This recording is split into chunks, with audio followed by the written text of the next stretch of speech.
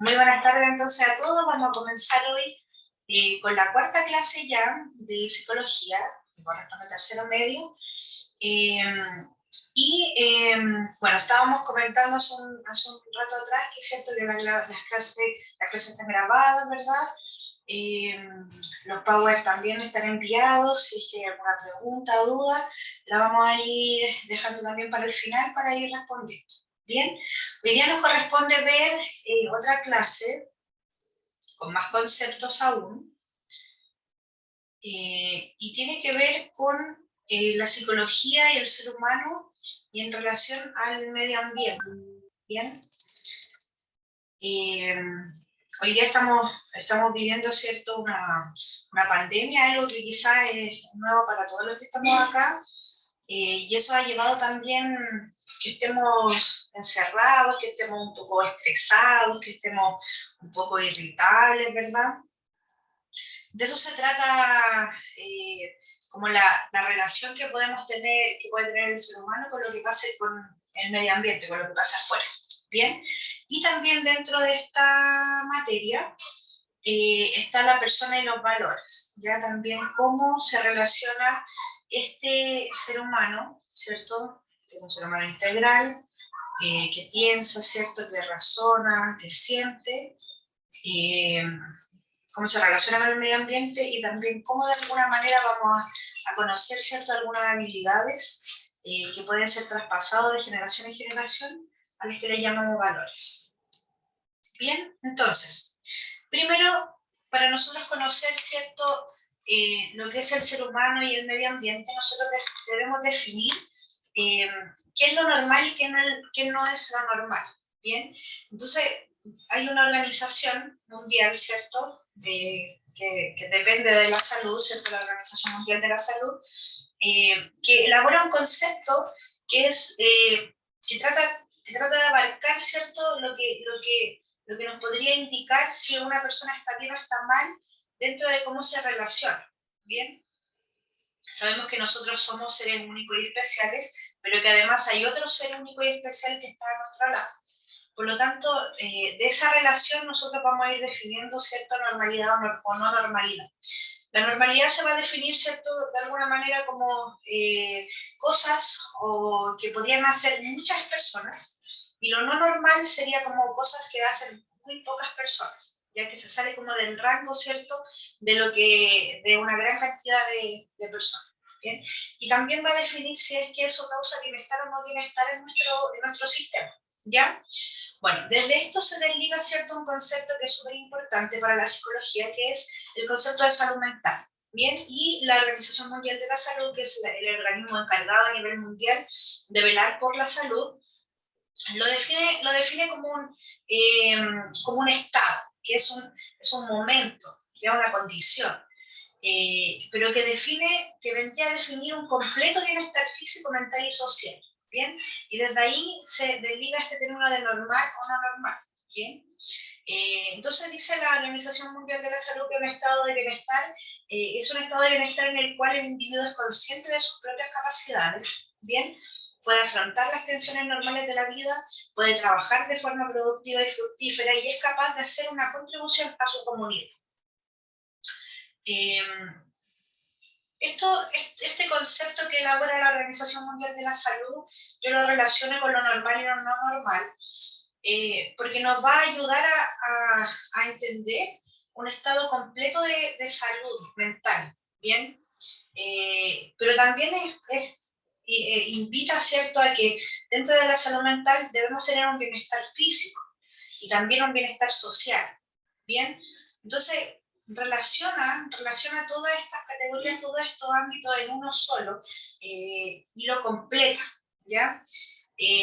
Pero no quiere decir tampoco que si yo no estoy bien físicamente, pensemos como en personas que a lo mejor tienen alguna discapacidad, no van a estar bien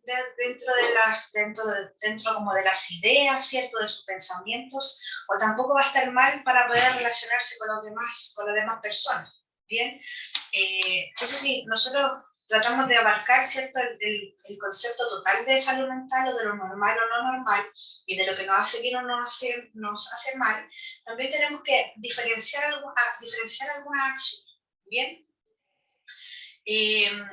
Desde el área de la psiquiatría, dicen más abajo, todavía están los que afirman que la salud mental es la ausencia de enfermedades, aquellos que se atienden a los criterios tradicionales de la medicina en cuanto a la salud y enfermedades y protegen la salud mental diagnosticando y tratando las enfermedades mentales. Considera que la prevención y el tratamiento de los trastornos mentales son problemas estrictamente médicos. Y eso, de alguna manera, este concepto que también elabora la OMS, tiende como a ser como muy estricto, pienso yo. Por lo que les mencionaba anteriormente, que si una persona que tiene alguna discapacidad no va a poder, ¿cierto?, tener una buena calidad de pensamiento o de relaciones. Y eso no es así. Bien, las personas que tienen alguna discapacidad obviamente necesitan un poco más de estimulación, sí, pero sí pueden lograr, ¿cierto?, a completar una salud mental y poder relacionarse con los demás. Bien, no sé si se entiende un poco el concepto y alguien puede decir quizás lo contrario, no lo sé.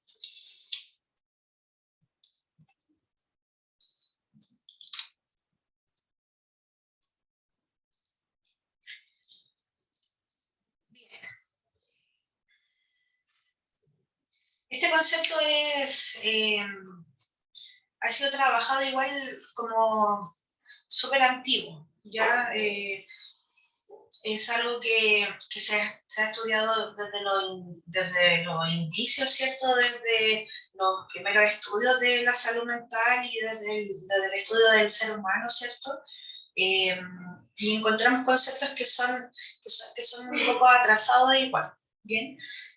Acá más abajo también puse una cita, ya dice que culturalmente se habla de la salud mental en términos de tradiciones arraigadas a una nación, tradiciones en las que se incluyen los curanderos, brujas, yatiris, que son culturas súper antiguas, a fin de proporcionar y velar por la salud mental de su población. O sea que también nos puede indicar, nos invita, ¿cierto?, a pensar en que hay otras culturas que pueden hacer cosas, ¿cierto?, que para nosotros quizás no son normales, ¿cierto?, o no son, que no nos van a causar como un bienestar a nosotros. Pensemos, no sé, en las personas o en civilizaciones que tienen, no sé, se casan con su hijo,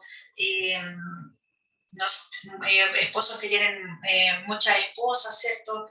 No sé, son culturas que todavía existen y que luego uno piensa que eso no es normal, pero en realidad para su cultura sí es normal y es parte de su salud mental también. Bien, si ellos no lo tuvieran, quizás también se sentirían mal, pues se sentirían, no tendrían como un completo bienestar frente a lo que ellos viven y su cultura. Bien, se va entendiendo la idea, ¿cierto? Muy bien. Sigamos. Desde este concepto, ¿cierto?, y desde las relaciones que el ser humano establece con su entorno, nosotros nos vamos a encontrar con dos factores que son súper importantes tenerlos en cuenta, porque van a ayudarnos o van a limitarnos, ¿cierto?, en algunas situaciones de nuestra vida, ¿ya? A estos dos factores se les conoce como factores estresores, pero nosotros sabemos, o les quiero contar, no sé si lo saben, el estrés no siempre es negativo, ¿ya? Hay una diferencia en el estrés, que es el distrés y el eustrés. Son términos un poco más médicos, pero que diferencian el estrés negativo y el estrés positivo, ¿ya? El estrés negativo, claro, nos va a limitar por el rato, pues va a hacer que nosotros nos estamos mal, agobiados, ansiosos, va a traer algunas dificultades para nuestra vida. Pero el estrés positivo también va a ayudar a que nosotros nos movilicemos, ¿ya? Y que no estemos en un constante riesgo, ¿bien? Bien. Dentro de estos estresores, entonces, como yo les decía, hay uno positivo y uno negativo, están estos factores que son los protectores y los factores de riesgo. Factores protectores y factores de riesgo.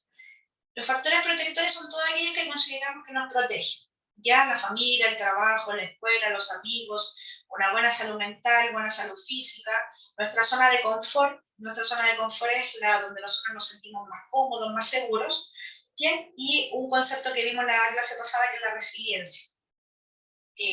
Una persona resiliente va a tener muchos factores protectores, en cambio con una persona que no es resiliente o que todavía no cultiva su resiliencia, ¿bien? Y dentro de también los principales estresores negativos encontramos factores de riesgo, que son todos aquellos que perjudican nuestra salud mental, social y física, ¿ya? Algunos ejemplos de ellos son las drogas, el alcohol, las deudas, el tabaquismo. Bien, son como están bien explícitas esos principales estresores. Y más abajo dice que el ser humano tiene la capacidad de elegir si transforma un factor de riesgo en un factor protector, teniendo una mirada objetiva y resiliente. Los factores de riesgo o protectores cambiarían dependiendo de las condiciones que tenga el ser humano, sin olvidarnos del ser humano como ser integral. ¿Cómo creen ustedes que un factor de riesgo podría ser un factor protector? A ver, voy a elegir a alguien que pueda comentar.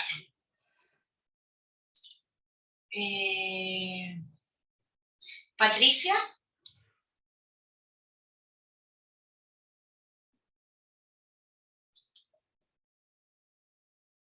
¿Quiere participar?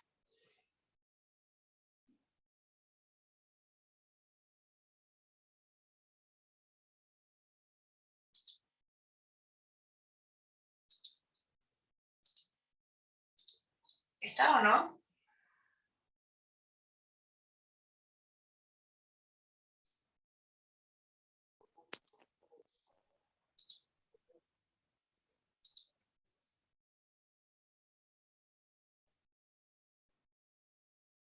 ¿No? Lorena Pérez.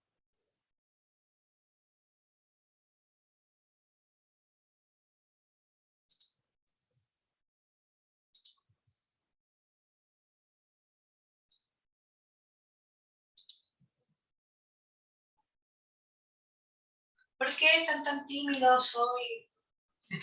Bueno, siempre han sido medio tímidos. Les cuesta un poco. La pareja o un abusivo. ¿Cómo? Perdón.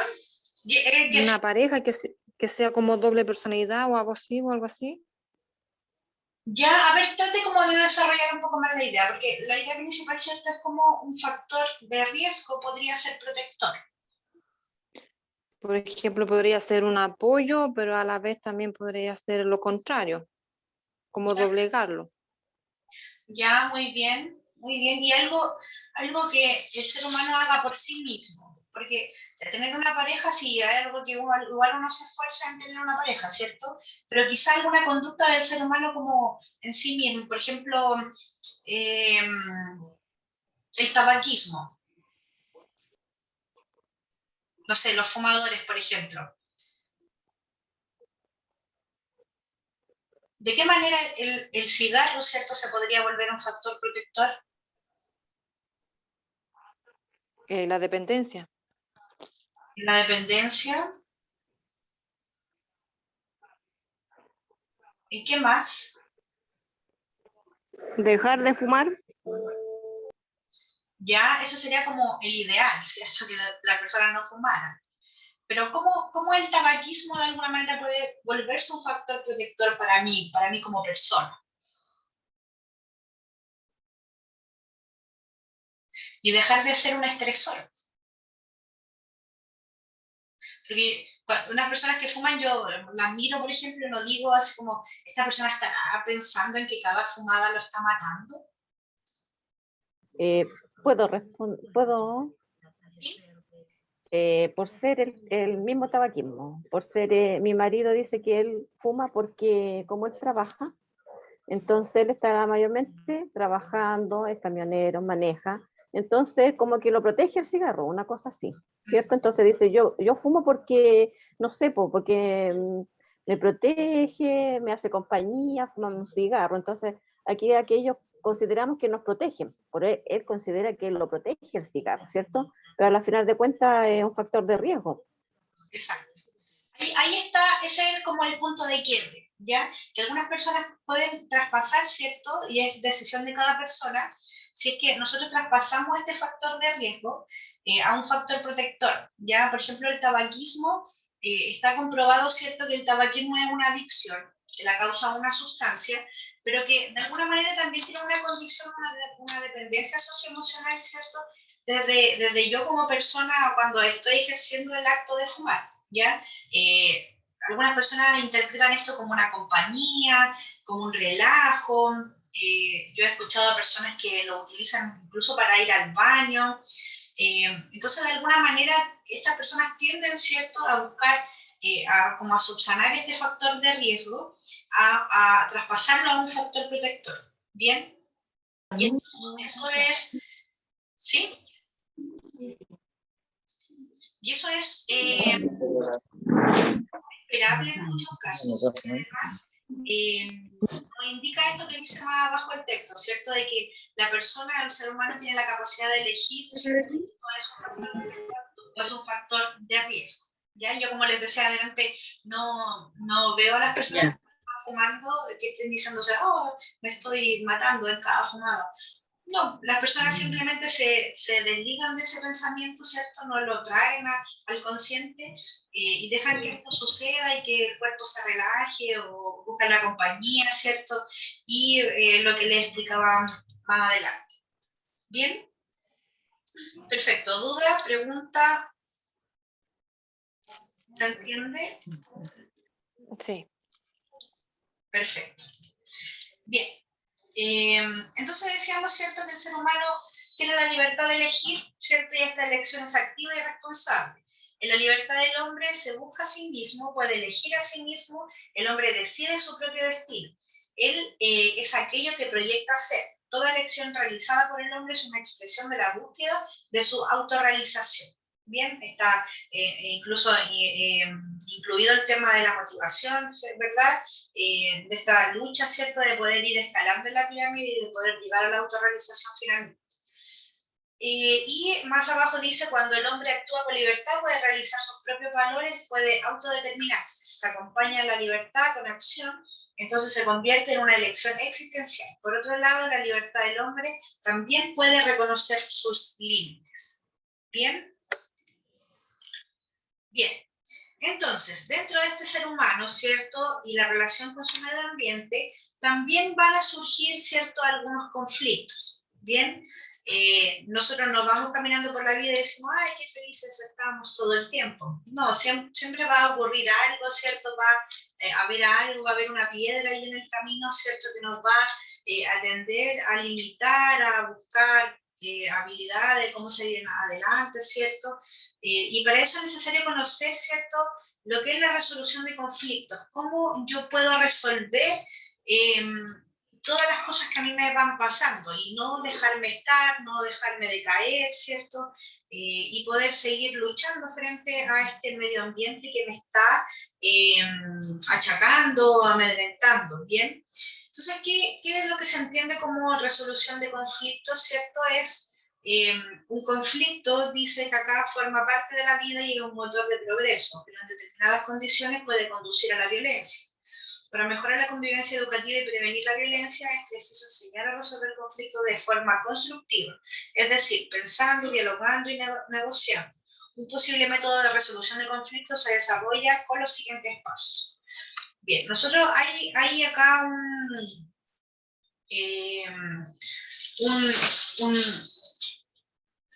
como una categorización sobre qué es un conflicto, cómo nosotros podemos definir un conflicto y además cómo podemos arreglar ese conflicto, ¿ya?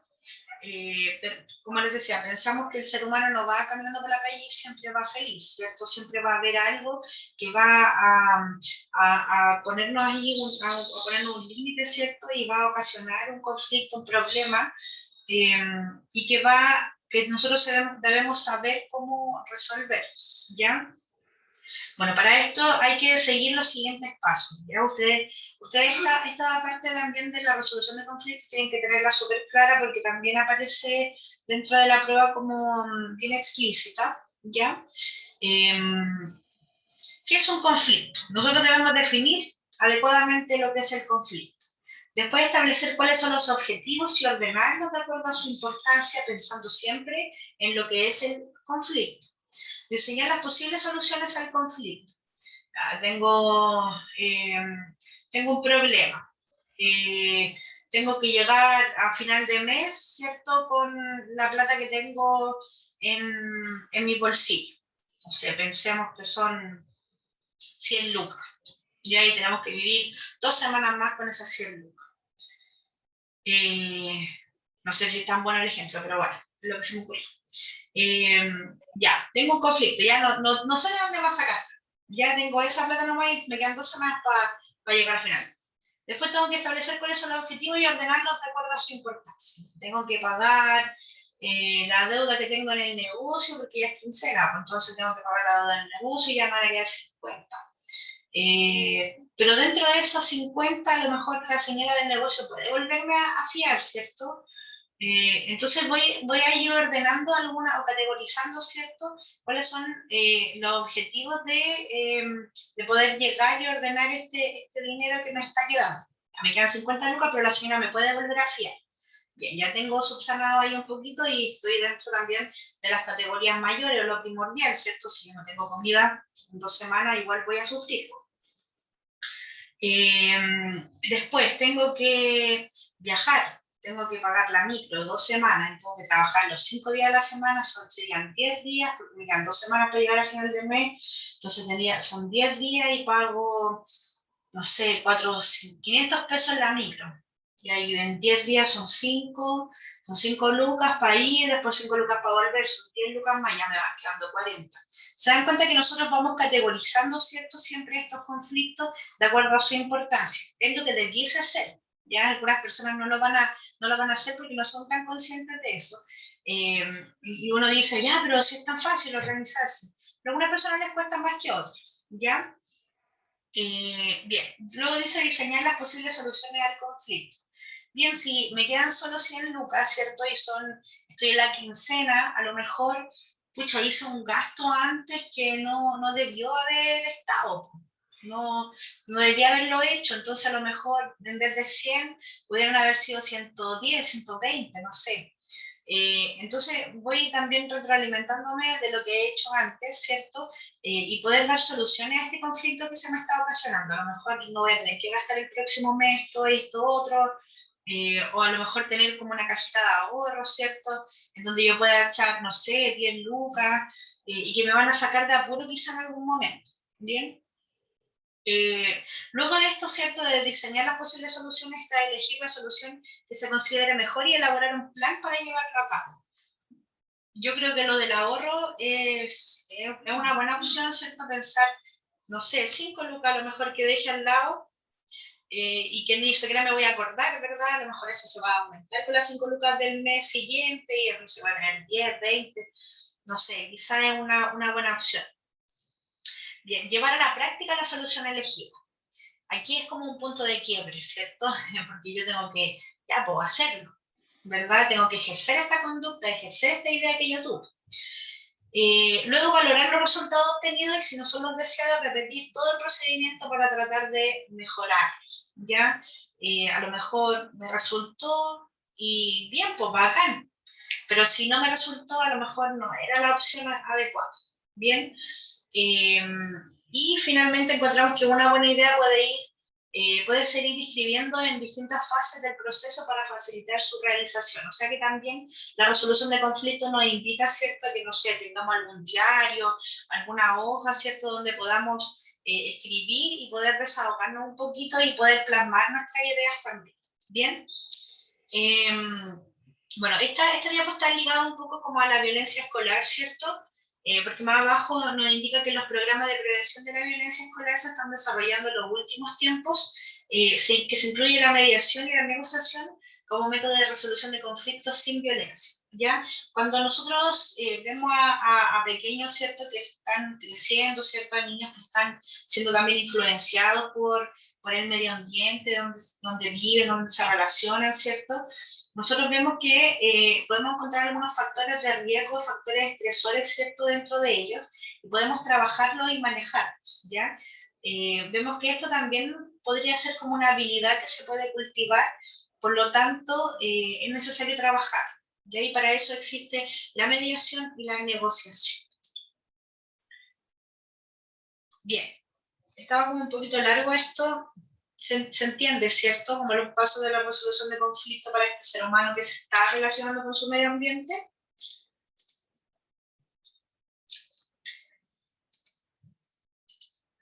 Bien, muy bien. Bien, dentro también de este ser humano, ¿cierto?, que se relaciona, nosotros nos encontramos con los medios de comunicación. ¿Qué tan importantes son los medios de comunicación, incluso hoy en día, con la pandemia? ¿Qué creen ustedes son como un factor protector o un factor de riesgo, los medios de comunicación? Las dos cosas. Las dos, ¿cierto? Sí. Sí, porque a veces es como tanto, es como mucho, entonces, o sea, creo yo que es como, ya, por favor, apagar la tele un rato. Pero sin esto tampoco podríamos, ya estamos como acostumbrados a vivir con esto, como a tener información más rápida, ¿cierto? Los medios tecnológicos, eso nos ayudan un poco a que eso todo sea como inmediato.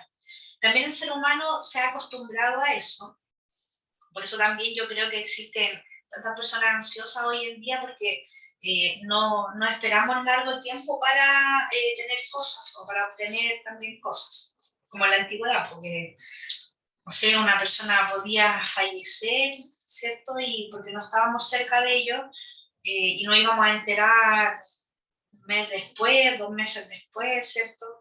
Pero ahora es inmediato, es algo que se publica en redes sociales, ¿verdad? Cosas que son dolorosas también, y a veces también cosas que son bonitas de saber, como el nacimiento de un bebé, el matrimonio de, no sé, tal persona, ¿cierto? O cómo se vivencia también el amor. Bien, entonces dice que los medios de comunicación de masa influyen sobre las personas, ¿ya? Modifican sus modelos de vida. Miren qué importante es esto. Modifican sus elecciones, sus costumbres, el consumo y la opinión pública. Hoy en día los medios de comunicación constituyen una herramienta persuasiva que nos permiten mantenernos en continua comunicación con los distintos sucesos sociales, políticos y económicos, tanto a escala nacional como internacional. Bien, este influye sobre la forma de actuar o de pensar de las personas. Logra modificar la forma en que los hombres conocen y comprenden la realidad que los rodea.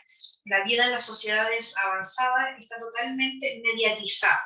Conocer los medios o instrumentos que se utilizan en la mediación social los puede dirigir hacia objetivos positivos y también objetivos negativos, ¿ya? Miren lo importante de este texto, es que nos dice que los medios de comunicación hacen que nosotros pensemos de tal manera. Y eso es súper heavy, pues, eso es súper cuático, porque a lo mejor mis papás o mis abuelos, no sé, o mis tíos, me criaron de otra manera, porque bueno, nosotros sabemos que igual nuestros papás, nuestros tíos estuvieron en otra época, ¿cierto? Donde no existía lo que hoy existe. Eh, entonces me criaron quizás de tal manera, pero ahora conozco esto y me gustó, lo encuentro interesante, ¿verdad? Pero ha influido en la manera en que yo pienso, ha influido en la manera en que yo soy hoy día. De tal manera que hace que cambien realidades. Bien. Y ojo con esto porque si lo que yo hago no está mal, y si otra persona hace algo distinto, tampoco está mal. Pero si yo copio también lo que está de la tele, tampoco está mal, sino que está creando esa realidad, está creando una realidad distinta, está creando realidades muy parecidas o realidades muy distintas, pero no está mal, no está no es negativo, ¿cierto? De alguna manera dejarnos persuadir por esos medios de comunicación. Lo que está mal es dejar de ser yo, dejar de ser lo que soy o lo que, como me criaron, ¿cierto? Eso sí está mal. Cuando yo cambio mi pensamiento, cambio mi realidad de tal manera en que dejo de ser yo, ya dejo de ser la forma o el cariño que me entregaron también deja de ser. ¿Bien? Bueno, indica acá que hay aspectos positivos y hay aspectos negativos, ¿ya? Como aspecto positivo dice que la información llega a diferentes lugares del planeta en forma inmediata. Por ejemplo, a través de noticias que nos informan sobre los acontecimientos más relevantes de cada país.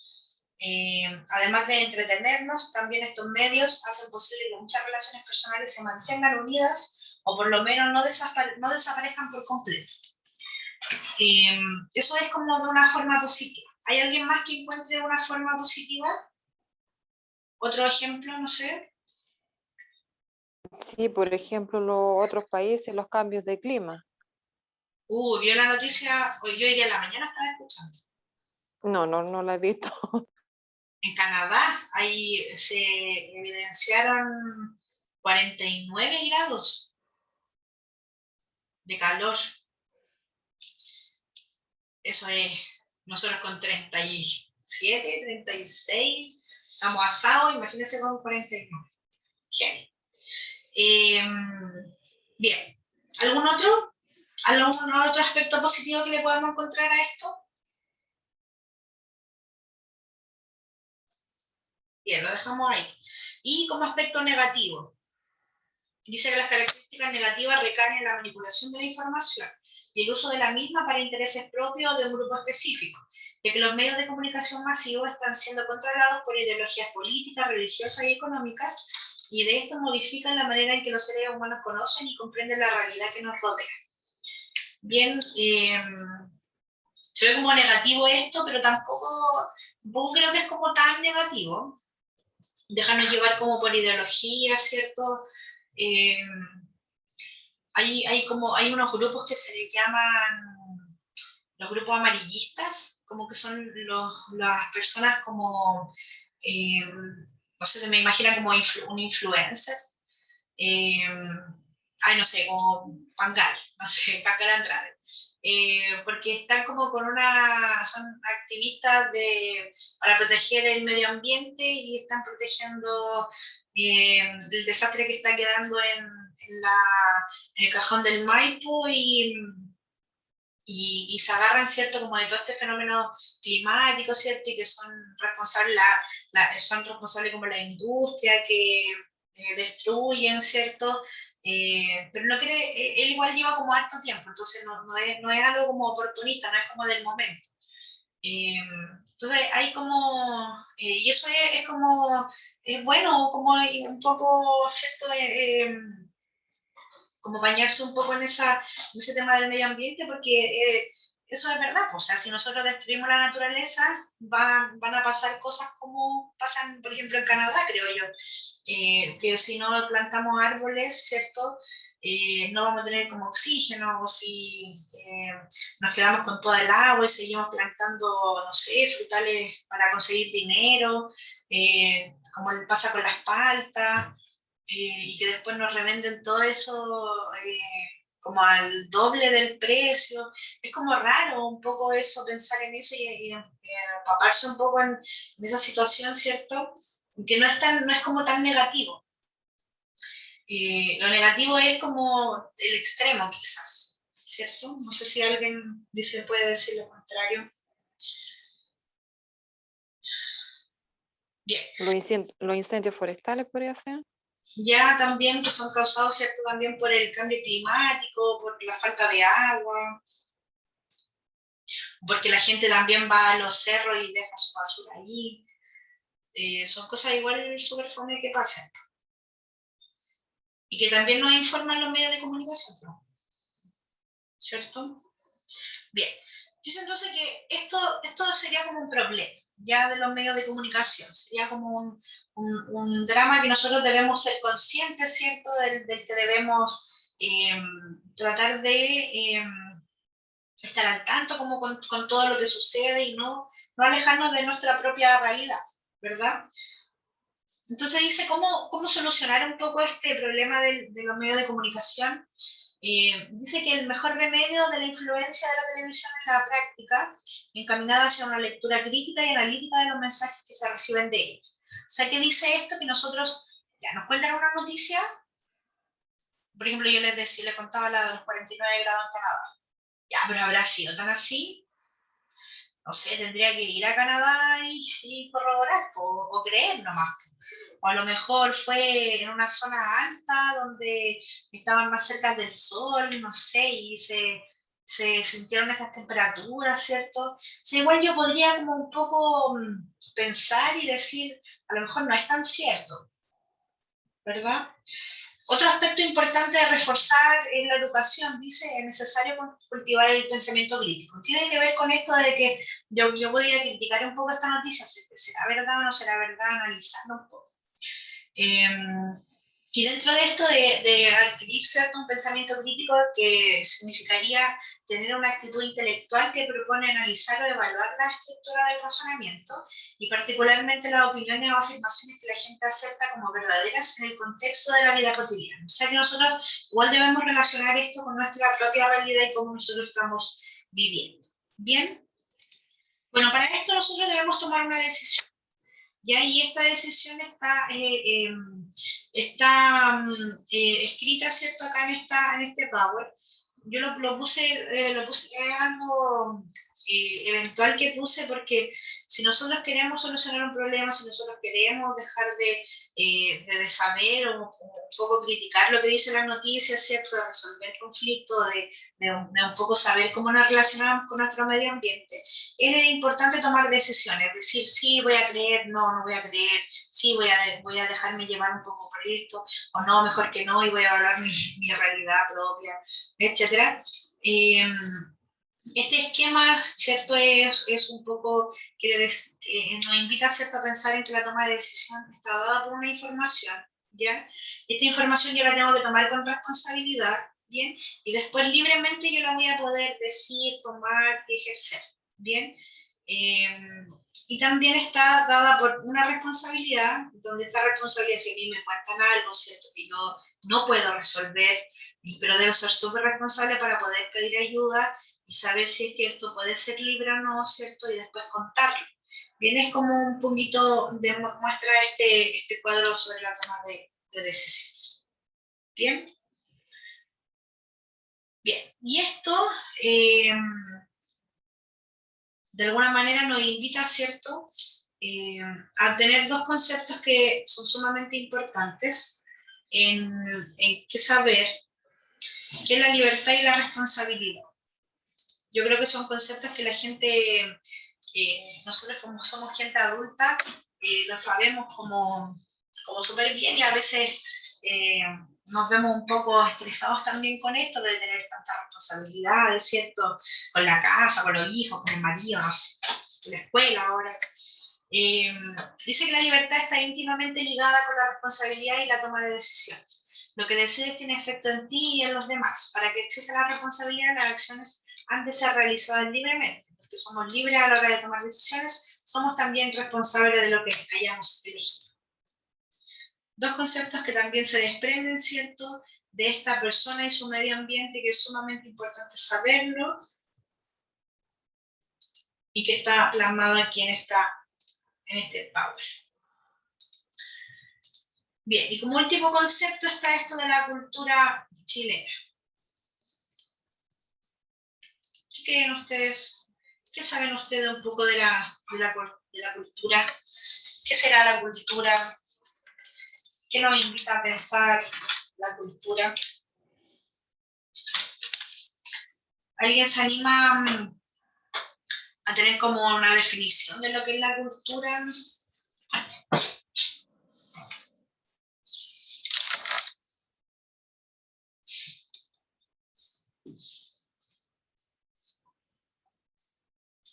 ¿No? Si yo digo, ay, que el chileno es chacotero.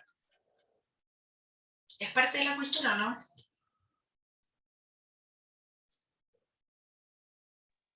Sí. Sí, cierto.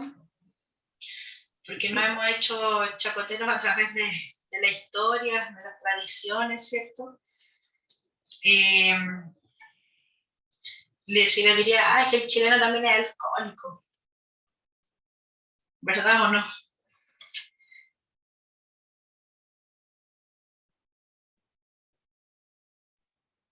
Son creencias y costumbres antiguas, basadas desde antes. Ya, muy bien, esa es una definición de cultura, muy bien. Pero también se desprenden ciertas estas características desde lo que es la cultura y desde cómo nosotros vamos haciendo conductas, ¿cierto?, de esto. Dice acá que la cultura chilena es fruto de la mezcla entre las tradiciones precolombinas y las españolas, que llegaron durante la época colonial. Etnográficamente la población también es una combinación de ambas ascendencias y el 93,4% de los habitantes son mestizos o criollos, mientras que un 6,6% se declara miembro de pueblos originarios. No sé si este dato habrá cambiado ahora últimamente, lo voy a volver a revisar porque este Power es un poco más antiguo, pero hasta por lo menos el 2019, 2018, ahí eran las cifras, ¿ya? Dice que geográficamente el país ha sido determinante a la hora de forjar la identidad de su pueblo. Por un lado, su aislamiento natural entre la cordillera de los Andes y el Océano Pacífico la han llevado a desarrollar una fuerte identidad nacional y un cierto carácter conservador que en los últimos años está cambiando. Por el otro lado, sus dimensiones son de más de 6.000 kilómetros de largo y han dado lugar a una gran variedad y riqueza de costumbres. Sabemos que las personas que viven en Chile no son iguales las que viven en el norte que las que viven en el sur, ¿cierto? Y los que estamos al medio tenemos como una mezcla de los dos, ¿cierto? Dice que la diversidad también se deja sentir en la gastronomía. El norte del país está influenciado por las recetas de la cultura inca. En el centro las tradiciones alemanas y españolas tienen un gran peso en la cocina y en el sur se deja sentir el acervo culinario de los mapuches. La carne, el marisco, el arroz, la patata, la cebolla, el ajo y los tomates se podrían decir que son los ingredientes más usados a lo largo del país, y en cuanto a las bebidas, el vino, el pisco y la chicha son las más identificativas. En líneas generales, los chilenos se caracterizan por ser amables, acogedores, solidarios y tranquilos. Dan mucha importancia a su familia, a su hogar, a sus amigos y tienen un amplio respeto por las tradiciones religiosas, aunque las generaciones más jóvenes de las ciudades están cambiando esto. Últimamente se escuchó que Chile es un país de adultos, ¿cierto? Un país como de adultos mayores. No hay tanto nacimiento de niños. ¿Qué otra característica podríamos tener o que han escuchado ustedes ahora que es parte de esta identidad de nuestra cultura? El chileno es porfiado. Siempre hay un chileno, en cualquier parte del mundo hay un chileno. Se dice. Con los adolescentes igual esto, como menciona el texto, ha ido cambiando. Las parejas igual no quieren tener tantos hijos, bueno, porque la vida también es difícil, pues complicada, ¿verdad?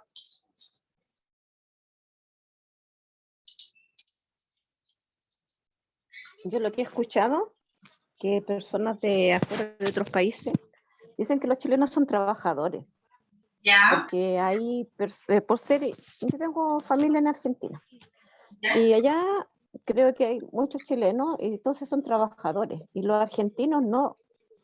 Ellos viven de la gracia, no sé, pues del gobierno ahora mismo que les da un sueldo y no trabajan. En cambio los chilenos o los peruanos son trabajadores. Son muy trabajadores, entonces dicen que siempre los chilenos no se la llevan pelada, como dicen. Que siempre trabajan para apoyar en todo eso. Buenísimo, eso es un buen calificativo, ¿cierto? Para también agregar a esta definición de cultura chilena que tenemos, ¿verdad? Que el chileno igual es trabajador, igual es, no sé a qué se deberá quizá, porque igual se ha trabajado harto la tierra, puede ser también que influya que cuando salimos, ¿cierto?, de nuestra zona de confort también tenemos que rebuscarnos. Puede ser por muchas cosas, pero es verdad, el chileno es trabajador. Yo soy chilena y me considero que soy trabajadora, ¿cierto? Que trato de dar también lo mejor posible. El chileno también es como solidario, ¿cierto? Hemos tenido, no sé, muchas teletones, cuando se juntan, ¿cierto? Como tratando de aportar, ¿cierto? Cada uno un granito de arena. Eso también es parte de nuestra cultura chilena y del chileno en sí. Muy bien. Yo creo que vamos a llegar hasta acá hoy día con la clase, ya porque estamos terminando la unidad 1, ya, y viene esta otra parte que de los valores, ¿cierto? Que igual es importante poder repasarlos uno a uno para que los tengamos bien claritos, y el tiempo no nos va a dar, entonces prefiero dejar hasta acá hoy día, bien, y trabajar estos conceptos la próxima clase. Bien, ¿dudas, preguntas? Sí, yo tengo una. Usted, dentro de todo el contenido que los dio, ¿va a hacer algún resumen como para prepararlos para la prueba? ¿O no? De todas maneras,